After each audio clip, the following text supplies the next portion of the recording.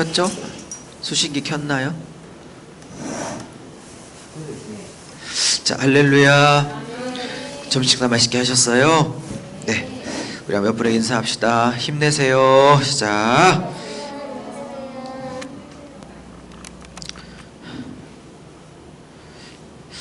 저희 사모가 늘 저한테 하는 얘기가 있어요. 목사님은 항상 꿈을 꾸는 사람이라고.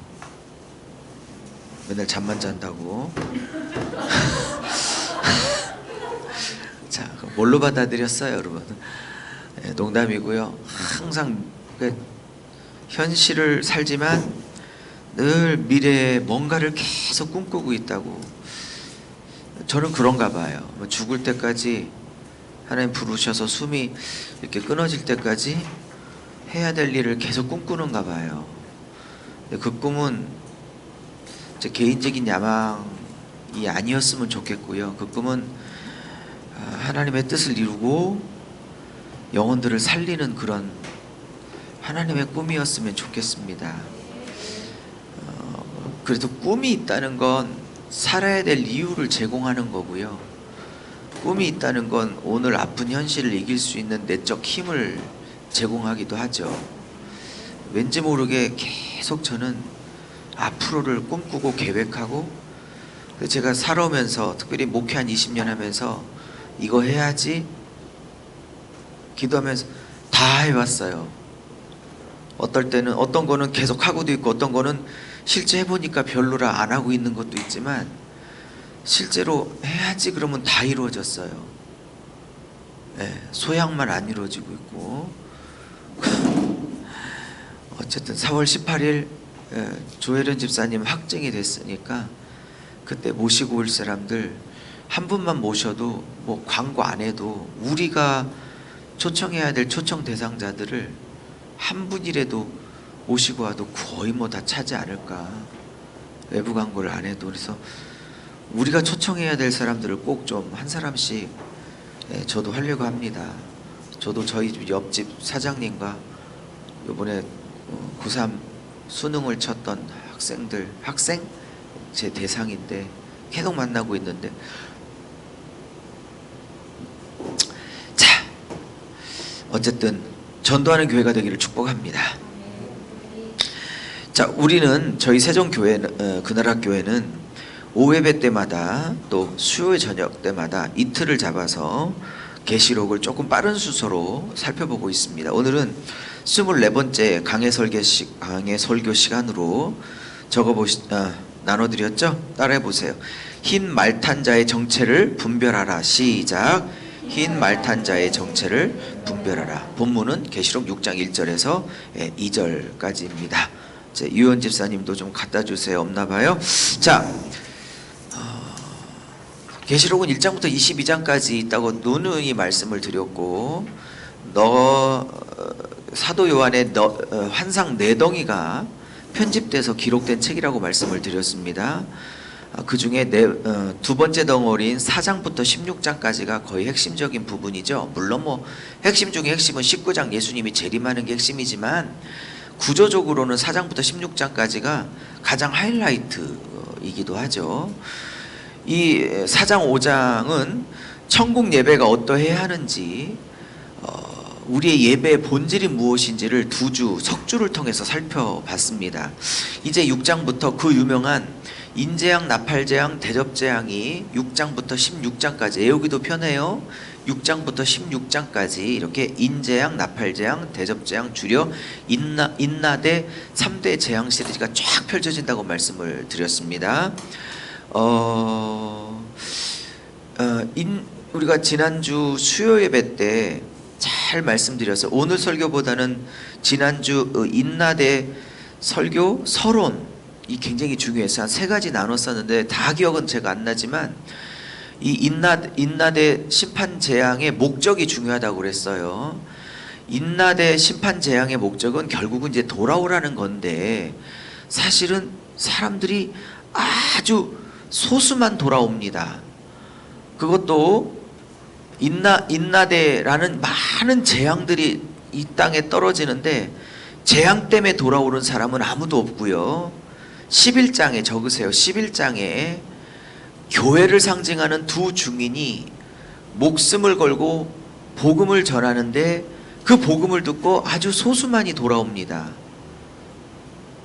그러므로 6장부터 16장까지 돌아오는 경우는 11장에 두 증인의 십자가 사랑으로 전하는 복음, 죽기를 각오하고 전했던 두 증인, 즉 두 사람이 아닙니다. 이것은 물론 두 사람이지만 교회를 상징하는 단어고요.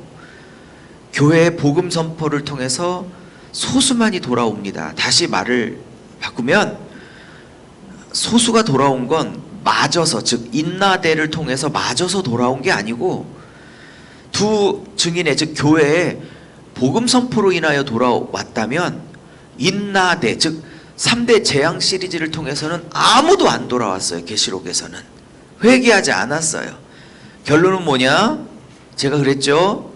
절대 사람의 악함은 매를 맞아서 돌아오는 법은 없다. 사람이 돌아온다는 건 그 안에 성령이 역사하고 복음이 역사하고 하나님의 은혜가 역사해서 돌아온 거지, 매를 맞아서 돌아올 정도로 사람이 순하지 않아요. 하나님의 은혜 주시지 않으면 매를 맞잖아요. 더 삿대질을 합니다. 하나님에게 더 악해집니다. 그러므로 진짜 하나님의 사랑과 아닌 사람들의 차이점이 뭔 줄 아세요? 고난을 통해서 자꾸 부드러워지고 자꾸 다듬어지는 게 하나님의 사람이고, 고난을 통해서, 징계를 통해서 자꾸 독해지고 자꾸 악해지면 하나님의 사람들이 아닙니다. 그러므로 많은 분들이 고난을 당하면 철 들고, 고난당하면 영적 철이 들고, 고난당하면 하나님의 사람으로 바뀐다고 그러는데 절대 그렇지 않아요. 10명 중에 1명 정도가 고난을 통해서 바뀌지, 10명 중에 9은 고난당하면 오히려 독해집니다. 하나님 앞에 빠락빠락 대를 듣고. 왜냐? 하나님의 은혜가 있어야 돼요. 그 고난과 심판과 막대기, 인나대를 통해서 내게 하나님이 깨닫게 하시는구나. 이렇게 느끼는 것 자체가 이미 성령의 역사고, 하나님의 특별한 은혜가 아니면 가능하지 않습니다. 하나님께 원망과 불평하고, 때로는 막 삿대질하고, 때로는 떠나기도 하고, 평생 믿었던 하나님을 버려버리기도 하고, 온갖 짓을 다 하죠. 성경을 또 보고 많은 목사님들과 성경을 가르치고 나누면서 느끼는 게 있어요. 은혜밖에 없는 것이다. 그랬더니 어떤 청주에 계신 어떤 사모님께서 저랑 굉장히 친한데 이런 얘기 하더라고요. 목사님은 은혜 신학자라고 그러시더라고요. 은혜 신학자. 그렇죠. 은혜밖에 없음을 너무나 강조하는 사람이기도 하죠. 그 말이 또 맞아 보여요. 은혜를 강조하는 목사죠. 자, 그 중에 우리는 이제 6장 인재항을, 인나대 중에 첫 번째 인재항을 배우고 있습니다. 근데 절 보세요. 이게 저를 보세요. 계단식으로 돼 있어서 인재항이 첫째, 둘째, 셋째, 넷째, 다섯째, 여섯째까지 인재항이 펼쳐지다가 7번째 도장, 인을 딱 띄면 계단식으로 7 나팔이 시작됩니다. 오케이? 그리고 첫째, 둘째, 셋째, 넷째, 다섯째, 여섯째 나팔이 쭉 재앙이 선포되다가 마지막 7번째 나팔을 떼면 그 7번째가 이렇게 칸이 열리면서 7 대접으로 이어집니다. 아셨죠? 그래서 정확히만, 그래서 7인 계단식으로 7인 띄니까 7 나팔, 7번째 나팔을 떼니까 다시 7 대접, 이렇게 되는 거죠. 이렇게 계단식으로 됐습니까? 그래서 오늘 6장에는 그래서 6가지 인밖에 소개가 되지 않는 겁니다. 왜냐면 7번째 인은 8장에서 떼야 7번째 인을 떼지면서 첫 번째 나팔이 시작되기 때문에 6개까지만 딱 소개가 되고 있는 겁니다. 오늘은 그 첫 번째 인의 내용이 너무 많아서 첫 번째 인만 딱 공부하고자 합니다. 자, 나눠드린 교재를 보시죠. 한번 같이 해볼까요? 정리해드리니까 좋죠? 자, 1번. 오전 예배도 이렇게 정리해서 미리 드려요? 근데 안 적으면 자기 게 안 돼서 적으라고. 한번 드려볼게요. 근데 공부가 덜 될 거려? 아무래도 적는 거보다. 네. 한번 드려보고 반응을 보죠. 네, 갑자기 아멘이 커진 건 적기 싫다는 뜻으로 받아들였습니다. 자, 1번 시작. 세상을 향한 심판은 돌아오라는 하나님의 경고입니다. 인재양, 나팔재앙, 대접재앙이 다 똑같습니다. 돌아오라는 겁니다. 자연재해를 여러분 우리가 이 인나대 서론을 배울 때 인나대는 자연재앙으로 언뜻 보면 자연재앙 같지만 깊이 들여다보면 다 출애굽재앙과 관련되어 있는 영적 메시지라고 그랬어요. 그죠? 그래서 이런 자연재앙과 그 안에 담긴 영적 메시지를 통해서 하나님이 죄인들이여 돌아오라 라는 거였습니다. 할렐루야. 아까 말을 하다가 말았는데 인나대 재앙의 진짜 목적은 세상이 돌아오는 게 아니에요. 그거는 이제 표면적인 이유예요. 돌아오라고 심판을 붙는 거 맞아요. 근데 하나님도 아세요. 때려서는 안 돌아올 걸 알아요. 여러분, 사람은 때려서 안 바뀐다고 제가 조금 길게 서론을 얘기했어요. 그러면 안 바뀐 걸 뻔히 알면서도 왜 때렸냐? 왜 징계를 내렸냐? 왜 환란의 교회를 동참시켰냐? 왜냐면 인나대를 교회도 똑같이 통과하니까. 근데 인나대를 통과하지 않고 그 전에 미리 뽑아주는 거를 환란 전 휴거설, 그리고 인나대 그 중간쯤에 그냥 못 견딜까봐 뽑아 올려주는 걸 환란 중 휴거설. 오케이? 아니면 인나대를 다 통과해서 신부답게 서야 예수님 재림할 때 휴거를 들림받게 된다는 건 환란 통과 휴거설. 이렇게 세 가지로 분류되고 있습니다. 그러므로 어떤 계시록 주장도 휴거를 부정하는 주장은 없습니다. 환란 전에 휴거가 될 것인지, 환란 도중에 너무 견디기가 어려우니까 중간에 빼주든지, 즉 인과 나팔 사이에 빼주든지, 나팔과 대접 사이에서 빼주든지, 공중에, 그걸 환란 중 휴거설이라고 합니다. 아니면 저처럼 환란을 다 통과하고 예수님 재림할 때 휴거받아 그때 그리스도와 혼인잔치를 하는 환란 통과 휴거설이 있을 뿐, 휴거를 부정하는 학파는 아무도 없습니다. 데살로니가 후서에서 나팔 불 때 호련히 공중으로 들림받는다라는 말씀, 그 한 구절도 비록 한 구절이지만 진리기 때문에 그 진리랑 충돌하게 됩니다. 뭐가요? 휴거를 부정하면. 휴거를 부정하면 안 되는 겁니다. 언제 들림받을까에 대해 새 학파가 존재한다 라는 거죠. 저는 가장 마지막에 서 있는 사람. 근데 문제는요, 환란 전에 미리 빼주거나 환란 중에, 그러니까 환란 전에 미리 빼준다거나 환란 전 휴거설, 환란 중간에 미리 올려준다거나 환란 중 휴거설을 채택하면 고통을 안 당하거나 덜 당해서 좋긴 한데, 누구는 뭐 당하고 싶어 세 번째를 제가 채택합니까? 나도 마음으로는 1번 같아. 마음으로는 1번 하고 싶다고. 뭔지 아시죠? 근데 성경에 그렇게 말하지 않고, 헬라어 원문이 그렇게 말하지 않고 있기 때문에 내가 안 당하고 싶은 것과 성경이 말하고 싶은 것과는 다르기 때문에 내가 원하는 대로 풀지 않고 성경이 말하는 대로 풀어주는 게 맞는 거라고, 목사가. 왜냐하면 여러분, 배도라는 입장에서 봤을 때는 미리 빼주거나 중간에 빼준다고 믿고 있다가 끝까지 가게 하면 배도를 막을 수 없을 거예요. 감당을 못 할 거야. 근데 다 겪어야 한다라고 늘 각오를 시켜놓고 하면 배도가 덜 할 거라고. 아니, 그렇게 각오하고 있다가 전에 빼주면 얼마나 땡큐야. 에? 무슨 말인지 알아요? 근데 전에 빼준다고 확실히 믿고 있다가 끝까지 인나대를 통과하게 한다면 못 견딘다니까, 배도의 물결을. 이해하셨죠? 네. 제 주장이 그겁니다. 근데 이제 안 집사님 같은 50대 이상은 전부 다 환란 전 휴거설로 100% 배웠기 때문에, 새별 집사님 40대 정도는 뭘로 배웠나 기억 안 나요. 안 배웠을 수도 있어. 아예 가르치지도 않으니까, 교회에서. 자, 다시 돌아와서 유원 집사님 편집하려면 조금 고생하시겠네요. 왔다 갔다 해서 미안해요. 나중에 편집 잘 해주세요. 자, 여섯 번째, 그러니까 죄송해요. 6개 인을 떼는데 첫 번째, 두 번째, 세 번째 인을 떼니까 이게 시리즈야. 내가 첫 번째 인부터 네 번째 인까지는 시리즈 한 묶음이에요. 묶음. 첫 번째 인을 딱 떼니까 오늘만 할 텐데, 흰말 탄자가 딱 내려서 예? 뭐라고 해요. 자, 두 번째는 다음 주부터 배울 텐데 검은 말이 나오고 그 검을 탄 자가 나와서 하나님께 권세를 받아 기근을 일으킵니다. 전쟁을 일으킵니다.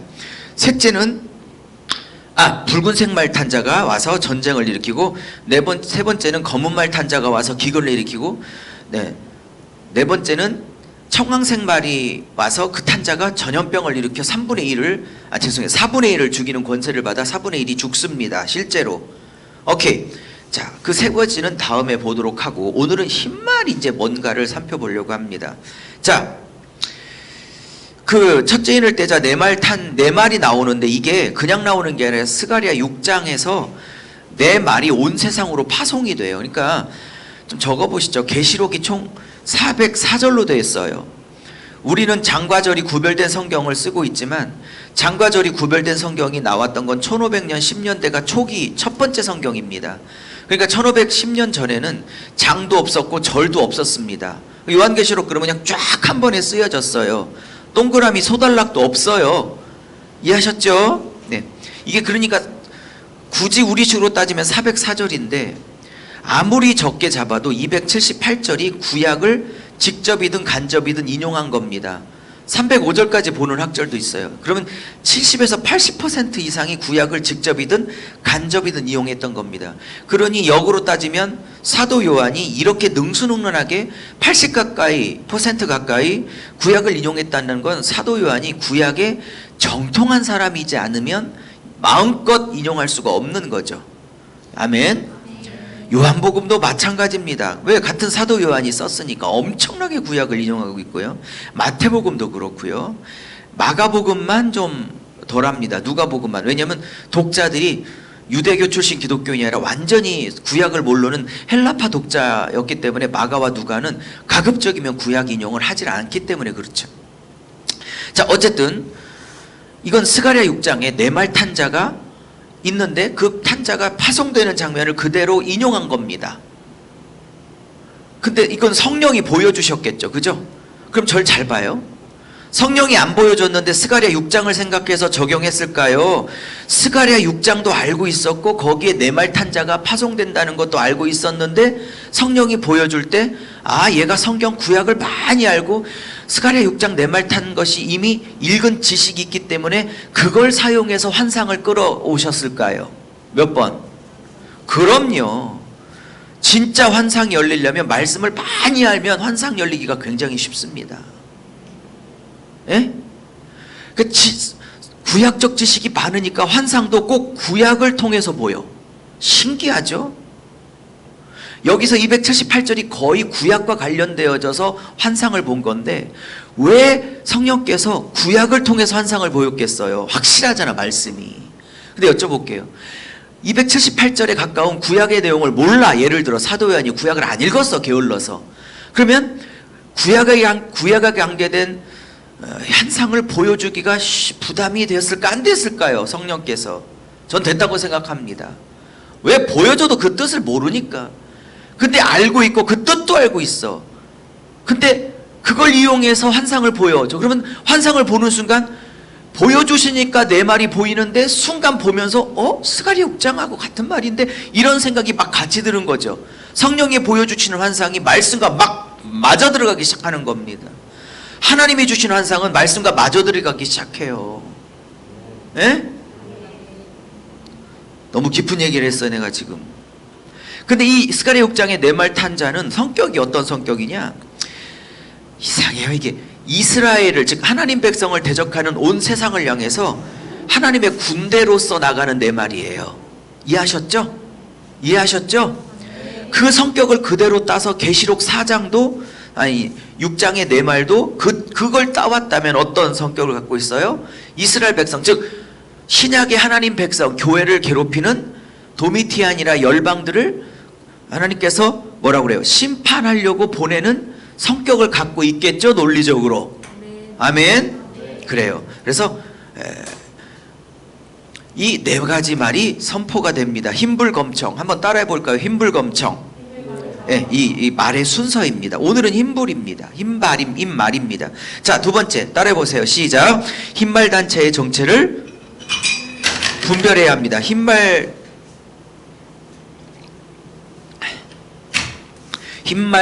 탄자의 정체를 분별해야 됩니다. 자, 두 가지 견해로 나눠지고 있는데 이 흰말 탄자가 흰말의 기수가 그리스도 예수다라고 예수님 승천하시고 난 다음부터 1900년대 초기까지는 다 이렇게 봤습니다. 그리스도 예수다, 예수님이다, 이렇게 거의 1900년간 봤어요. 왜냐하면 두 가지 이유입니다. 여러분 그 옆에 쓰세요. 19장에 예수님 재림하시죠. 19장에 재림할 때 예수님이 검은 말 타고 오세요? 백마 타고 오세요? 백마 타고 오시죠. 여러분 처녀들이 기다리고 있는 게 뭐예요? 우리 효진자매가 기다리고 있는 백마 탄 왕자님을 기다리고 계시죠.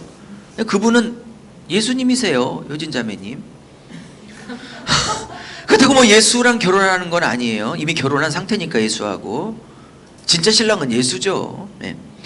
그래서 흰말 탄다고 왔으니까 이거 지금 6장 흰말 탄 자도 예수야 이렇게 나온 거고, 두 번째 증거는 19장에도 예수님이 많은 면류관을 쓰고 오세요. 근데 이 흰말 탄 자가 면류관을 또 쓰고 있어. 그러니 흰말 면류관 이러니 거의 1900년간을 이 흰말 탄 자를 예수님이구나 라고 여겼어요. 근데 생각해 보세요 여러분, 이게 예수님일 수 없는 이유가 지금 제가 쭉 4가지를 설명을 했는데, 자, 적그리스도로 보는 경우는 뭐냐면 꼭 예수님처럼 생겼으나 예수를 흉내내는 적그리스도, 즉 예수님의 흉내내기라는 적그리스도다, 이렇게 보는 4가지 이유가 있습니다.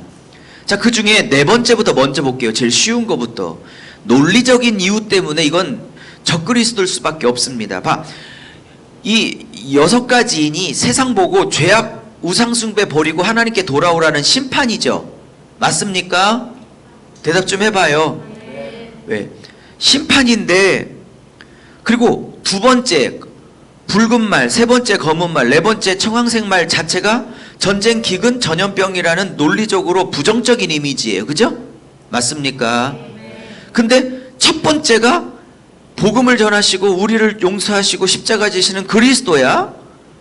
논리적으로 이상하죠? 4개가 이 한 묶음인데, 그럼 논리적으로 첫째도 부정적인 것이어야 두세 번째, 네 번째 인과 어떤 성격상 의미를 갖게 되는 거죠? 논리적으로. 맞습니까? 제가 제일 쉬운 것부터 설명을 했습니다. 그러므로 논리적인 순서로 봤을 때 이 4가지가 한 묶음이기 때문에 첫 번째 흰말을 긍정적 예수 그리스도로 보기는 어렵다 이 말입니다. 근데 왜 1900년간 그렇게 봤냐? 2가지 단어와 단어를 맞추니까 그래요. 성경은 그렇게 단순하지 않습니다. 절 보십시오. 누룩 그랬을 때 출애굽기에서 이렇게 어린 양 유월절 문설주와 임방에 뿌린 어린 양을 딱 잡아서 하고 무교병을 먹죠. 누룩 없는 무교병을 먹고 출발합니다. 그리고 이스라엘은 유월절 다음 날부터 무교절 7일을 겪습니다. 누룩 없는 떡이 굉장히 맛이 없다 그래요. 누룩이 들어가야 조금 물렁물렁하고 맛도 있고 그러다 그래요. 그걸 유교병이라고 그러죠. 여러분, 그때 누룩은 뭘 얘기해요? 애굽같이 죄를 상징하기 때문에 유월절, 즉 예수의 피로 구원받은 자는 무교절 7일, 즉 죄 없는 성화의 삶을 살라 칭의와 성화 이렇게 연결해 가는 거거든요. 아멘. 근데 마태복음 13장에 나오는 세 번째 비유, 누룩 비유는 누룩의 폭발력처럼 작게 시작하지만 온 세상에 확장되는 성령의 폭발력을 얘기할 때 누룩으로 쓰거든요. 그러니까 이때 누룩은 긍정, 저때 누룩은 부정, 이렇게 분맥을 봐야 되는데, 그죠? 그러면 흰말, 면류관, 무조건 예수 이렇게 맞출 문제가 아니라 문맥을 보아야 된다 이 말입니다. 자, 적그리스도일 수밖에 없는 4가지 중에 첫 번째는 논리적 측면 때문에 안 된다고 그랬습니다. 자, 두 번째는 화를 가진 자라는 거예요. 근데 이 흰말 탄 자가 딱 내려와가지고 화를 가졌어요. 근데 절 보세요. 계시록에서는 단 한 번도 예수님이 화를 갖지 않습니다.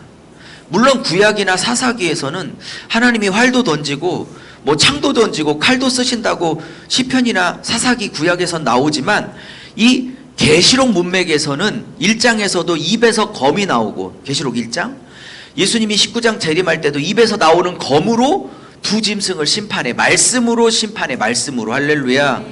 계시록 문맥에서는 한 번도 하나님이, 아니 예수님이 거물로 갖고 계시지 활로 갖고 있지는 않아요. 그래서 예수님의 패러디입니다. 잘 봐야 돼요. 근데 이 당시에 사도 요한이 이 계시록을 쓸 때 한 AD 95년인데 11대 황제, 아주 교회를 핍박하기로 따지면 1등가는 도미티안이 다스리고 있었을 그 절정기잖아요. 한 95년에 쓰여진 겁니다. 그리고 그 다음에 96년에 도미티안이 죽습니다. 가장 기독교회를 향한 핍박이 강렬했을 때 이 도미티안 이놈 나쁜 놈이야, 세상에 재앙을 심어주는 놈이야, 이렇게 도미티안의 실명을 쓸 수 없어요. 그러니까 이게 묵시문학이라고 그랬죠. 드러내놓고 말할 수 없어서 감춰서 말하고 있는 게 묵시문학이라고 그랬잖아요. 그죠? 그러므로 이 활을 가진 자를 대부분 여러 성경 해석이 있지만 저는 아주 소수의 해석처럼 이걸 도미티안을 이렇게 표현했다고 보는 것이고요. 왜 그렇게 말하냐? 절 보십시오. 로마 황제가 60명이 있었습니다. 그 중에 황제로 승격된 황제가 36인가 7이 있어요. 근데 이 36이라 합시다. 헷갈리니까. 36쯤 되는 신으로 승격된 황제가 있는데 대부분은 양심이 있어갖고 자기가 죽어서 자기 아들이 신격화 시켰어요. 아버지는 신이다 이제는. 그러면 효도 차원일까요? 지 아버지를 신으로 높이면 지는 뭐가 돼? 아들 되죠? 신의 아들. 요런 정치적 음모가 있었던 겁니다. 그래도 뭐 36명 정도는 죽고 난 다음에 아들이 그렇게 해줬어요. 근데 문제는 3명이 지가 살아있을 때 살아생전에 권력을 이용해서 군대를 이용해서 막 여론을 눌러가지고 내가 신이야 그래갖고 신으로 경배 막 이래갖고 했던 인간이, 미친 인간이 딱 3사람이 있다고 말씀드렸죠. 여러 번 말씀드렸어요. 기억 안 나면 적으세요. 세 번째 3대 황제 갈리큘라, 영화도 나왔죠. 갈리큘라. 5대 황제 네로, 그 다음에 11대 황제 도미티안. 이렇게 3명만이 살아있을 때 자기가 신이라고 신격화시켜서 신처럼 착각을 하며 살았던 진짜 미치광이들입니다.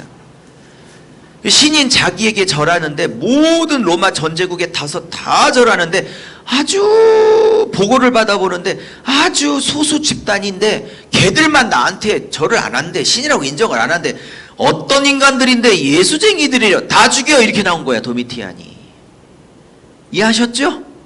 신이 열받은 거야, 쉽게 말하면. 근데 이 미안해요. 도미티안이 꽂힌 신이 누구냐? 아폴로예요. 아폴로가 누구냐? 아폴로의 아버지가 모든 신들의 아버지인 제우스죠. 에? 아니 무슨 신이 이렇게 바람을 많이 펴. 여자를 이렇게, 여자 신을 그렇게 좋아해. 무슨 신이 정결하지도 않고 그냥 정력을 못 다스려. 얘는 또 제우스는. 그리고 막 여러 마누라를 두었는데 여러 아들을 두었어요. 그 중에 가장 사랑했던 아들이 아폴로라고 그리스 로마 신화에 나와. 근데 이 아폴로가 무슨 신이냐? 활의 신이야, 활의 신.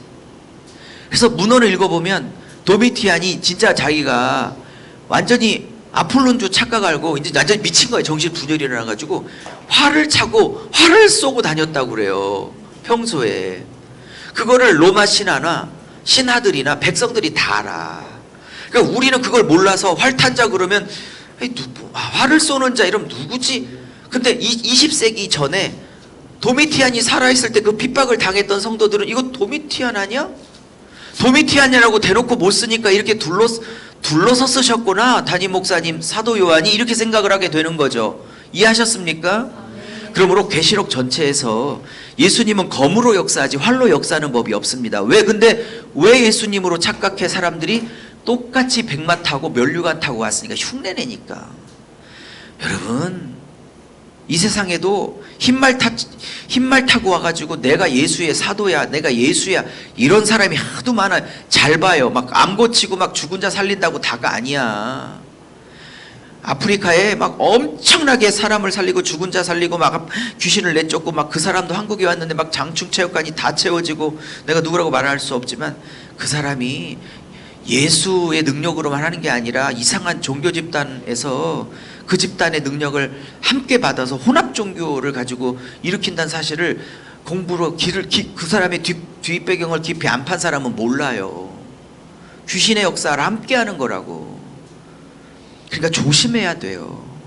너무 예수처럼 성령의 역사처럼 흉내내는 것들이 많아서 딱 두 가지를 봐야 돼. 그가 전하는 게 복음이냐, 십자가 죽음만을 얘기하냐, 너도 죽어야 된다고 얘기하냐, 둘째 그렇게 살고 있냐.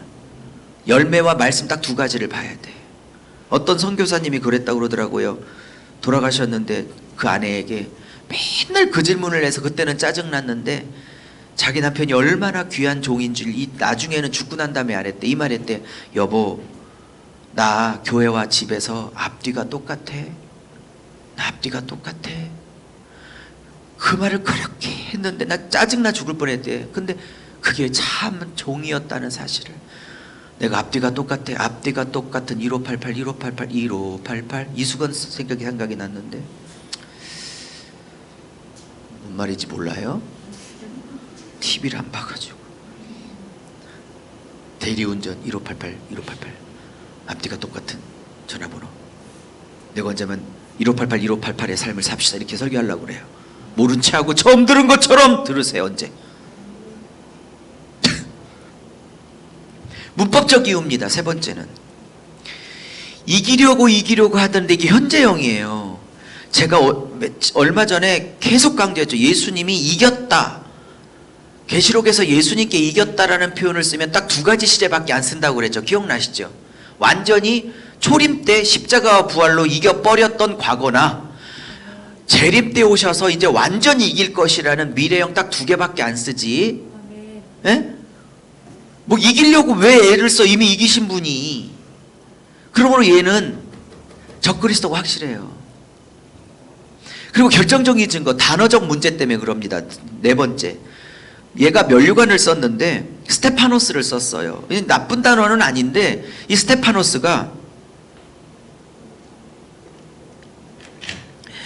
면류관 스테파노를 썼는데 얘는 그냥 경기에서 우승하면 주는 스테파노스, 흔한 스테파노스 면류관이 나쁜 건 아니지만, 예? 근데 19장에 잘 봐요. 19장에서 예수님이 재림할 때 많은 면류관을 타고 오시거든요. 백마 타고. 그때 쓰는 단어가 스테파노스였으면 얘도 흰말 탄 자도 예수님이었을 거예요. 근데 19장 예수님 재림할 때 쓰는 면류관들이 이게 디아데마타예요. 졸리니까 따라나 해볼까요? 디아데마타. 시작.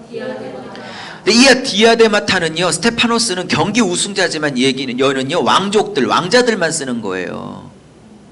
왕자들만 쓰는 단어라고. 그가 이 세상에 하나님의 아들, 하나님의 대리 통치자, 이 세상에 왕으로 오셨기 때문에 스테파노스 단순히 이긴 자가 아니라 디아데마타라는 면류관을 쓰고 오시는 거예요. 반면 천국에서 24장로 신구약의 대표자를 상징하는 24장로들이 쓰고 있는 면류관도 스테파노스 맞아요. 싸워서 이긴 거니까 적그리스도와. 근데 예수님은 항상 스테파노스를 안 써요. 디아데마타를 쓰지. 왕이시고 왕자이시니까, 왕의 아들이시니까. 할렐루야. 결정적 단어 차이. 그러므로 이런 논리적, 그다음에 화를 가진 자, 문법적 이유, 단어라는 차이, 이런 네 가지 때문에 이는 정말로 적그리스도일 수밖에 없습니다. 예수님과 똑같이 흉내를 내고 있는.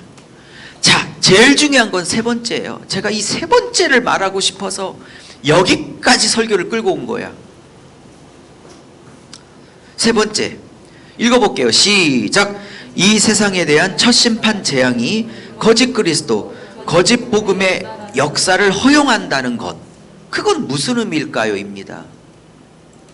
여러분, 이게 인나대 심판 중에 제일 먼저 하나님이 이 세상에서 심판한 게 기근도 아니고 전쟁도 아니고 또 뭐 하나 있지? 전염병도 아니에요. 잘 생각해 봐요. 하나님이 제일 먼저, 이게 그리스도가 아니고 그리스도를 흉내내는 적그리스도와 그의 복음, 가짜 복음이란 게 확실해졌죠? 근데 그게 첫 번째 심판이란 건 굉장한 의미를 갖고 있는 거예요. 뭐든지 첫 번째와 마지막은 굉장한 의미를 갖고 있는 거라고. 자, 근데 이게 첫 번째의 의미는 뭘까요? 거짓 복음의 유혹을 말하죠. 거짓 그리스도의 유혹을 말하죠. 이게 첫 번째 심판이야. 세상을 향한. 이게 전쟁, 기근, 전염병보다 훨씬 무서운 심판이라는 거. 예수인 줄 알고 평생 그 교회 가서 들었는데 호흡이 끝나고 하나님 앞에 딱 섰더니 적그리스도였어. 땡땡땡 이단, 영어로 시작되는 땡땡땡, 영어로 시작되는 세 단어 땡땡땡 이단, 그죠? S본부 미스터리, J본부 미스터 J 맞나요? 녹음되면 안 돼. 법적으로 가기 싫어서. T본부 미스터 문. 막 생각하지. T본부 미스터 문이 누군지 막 이따 설명해 줄 거예요. 이런 거 복음으로 확신하고 살았는데, 그죠? 그 다음에 저희 교회랑 같은 비슷한 간판, 교단 이름을 쓰고 있는 땡땡파, 뭐 이런 거 참복음인 줄 알고 살았는데 예수님 앞에 가니까 전부 다 적그리스도에게 너무 속은 거야. 너도 영원한 지옥불이야. 그렇게 많은 기회를 줬는데 유석영 목사가 날마다 유튜브로 맨날 그런 것들 다 지옥 간다고 했는데 듣고도 너 돌이키지 않았잖아. 어디 유 목사만 그랬니? 수도 없는 종들이 그게 이단이라고 말했는데 듣지도 않았잖아. 저는 충격이에요.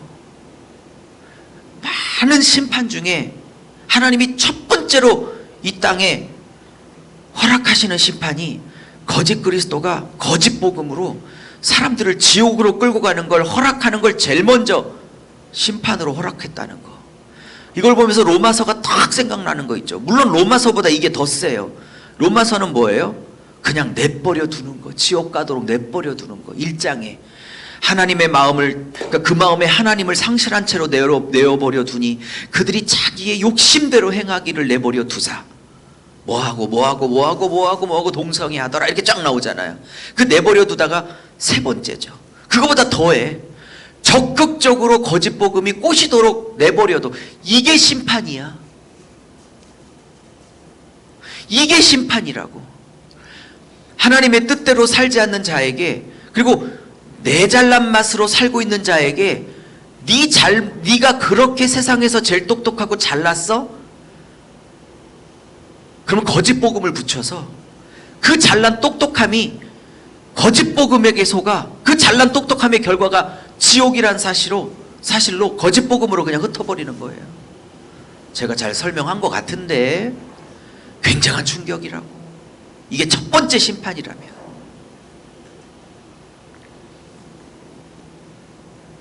그러므로 사랑하는 여러분, 그 교회가, 특별히 설교자가, 담임 목사가 진리에 서 있는 건 너무나 중요한 거고, 물론 그 진리와 삶의 말씀 1588, 1588이 되면 너무 좋겠지. 또 이게 또 서두에 안 들은 사람 때문에 앞뒤가 똑같으면 좋겠지. 이수근만 하면 좋겠지. 영적 이수근이면 얼마나 좋겠어. 앞뒤가 똑같은 전화번호 1588.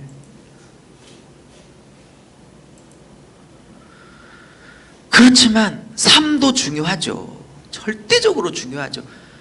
그러나 조금은 삶이 모진 데가 있어서 깎어 나가는 중일지라도 진리가 잘못되어 있으면 대책이 없는 거예요. 그건 어떻게 해볼 무슨 방법이 없어.